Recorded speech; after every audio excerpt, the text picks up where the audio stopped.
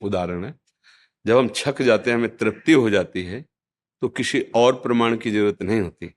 ऐसे ही जब हमारे अंदर कोई कामना नहीं, कोई चाह नहीं, किसी भी द्वंद का कोई प्रवाह हमारे हृदय में नहीं, ना उसका कोई प्रभाव है ना उसका कोई प्रवाह है, किसी भी विषय के संग में विषय भोगने की इच्छा नहीं है, अपने आप अनुभव हो जाता है कि हमारी स्थिति भगवद आनंद में है।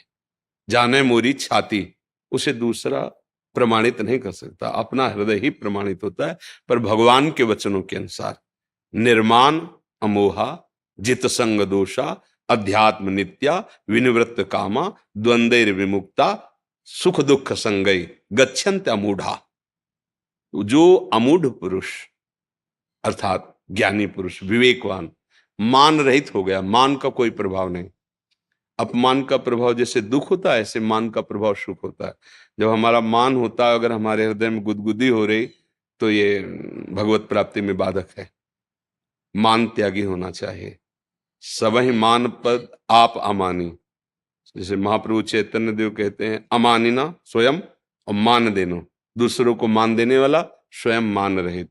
तो पहला लक्षण भगवत प्राप्त महापुरुष का होता है, उसे मान का तनिक भी प्रभाव सुख नहीं प्रदान कर पाता। तो सीधे आ गया कि अपमान का उसे दुख नहीं होता, मतलब मान अपमान में सम है। अमोहा, उसे कोई मोहित नहीं कर सकता।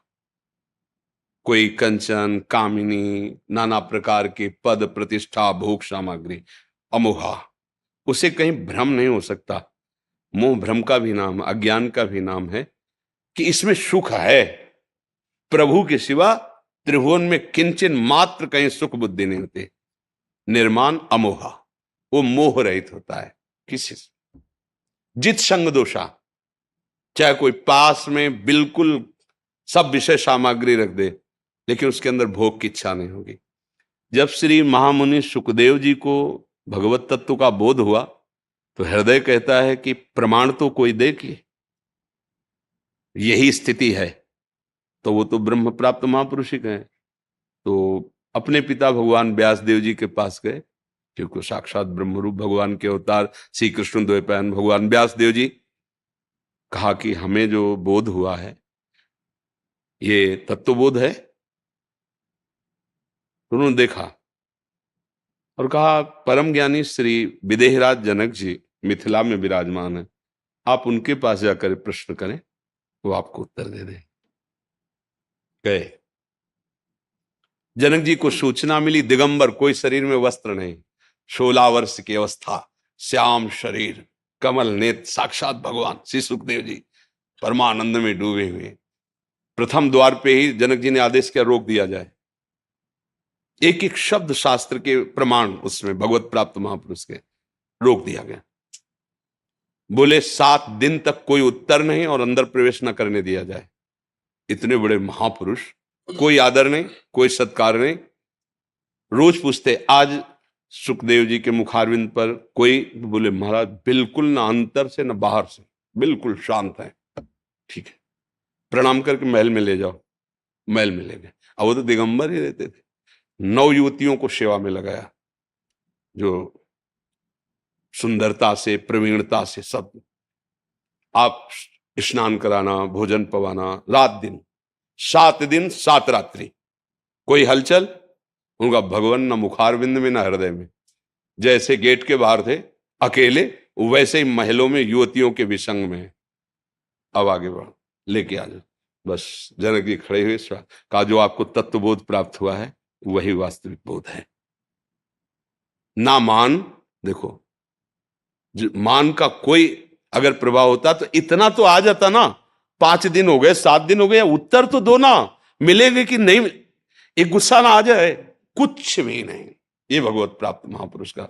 अब जब 7 दिन 7 रात्रि, समाज 9 युवतियों का, तो संग दोष मन में या तन में कुछ भी तो हरकत होनी चाहिए। शांत, क्योंकि वो ब्रह्म के सिवा किसी और को नहीं देख रहे। अगर स्त्री देखेंगे तो हलचल हो सकती है, लेकिन ब्रह्म देख रहे हैं तो भी हलचल किस बात की। भगवान इस रूप में, जैसे देवताओं ने और दैत्यों ने दोनों ने मोहिनी रूप देखा, लेकिन देवताओं को पता है हरि है, इसलिए कोई मोहित नहीं हुआ, और दैत्यों ने नहीं समझ पाए हरि है तो मोहित हो गए। तो जब हमारे अंदर किसी भी अपमान और मान का प्रभाव न हो, कहीं भी भ्रम मोह ये ना हो कि ये सुख है, जित संग दोषा, कोई भी संग आपको प्राप्त हो जाए और आपके हृदय में दोष ना पैदा हो, चाहे वस्तु, व्यक्ति, स्थान, बहिर्मुख, दुराचारी, पापी, कोई भी संग में हो, लेकिन हमारे अंदर किसी भी तरह का रोष, घृणा, नफरत या ममता, कोई भी दोष प्रकट न हो, जो जल में कमल का फूल रहे।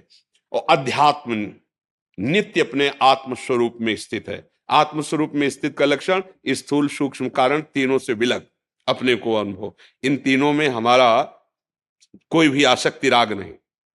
अध्यात्म नित्या विनिवृत्त कामा, आप अध्यात्म में स्थित है, इसका लक्षण है कि कोई भी कामना नहीं होगी, क्योंकि कामना शरीर को लेकर होती है, स्वरूप को लेकर के नहीं होती। और कोई भी द्वंद आपको स्पर्श नहीं, द्वंद्व विमुक्ता, मान अपमान, निंदा स्तुति, लाभ हानि, सुख दुख, जन्म मृत्यु, ये द्वंद्व आपको। और सुख दुख संगई, कोई सुख दुख का प्रभाव नहीं, क्योंकि ब्रह्मभूता प्रसन्नात्मा न सोचती न कांक्षति, ये स्थिति भगवत प्राप्त महापुरुष की होती है। जिसके हृदय में भगवदानंद की स्फूर्ति होती है, अब उसके हृदय में कोई भी स्फुरणा नहीं होती प्रभु के सिवा। न सोचती न कांक्षति, प्रसन्नात्मा, हर समय अखंड प्रसन्नता रहती है, जिसे विज्ञानानंद घन अखंडानंद प्रेमानंद नामों से संबोधित किया जाता है, वही परमात्मा सुख है। आप प्रभु समझे, इसमें कोई संशय?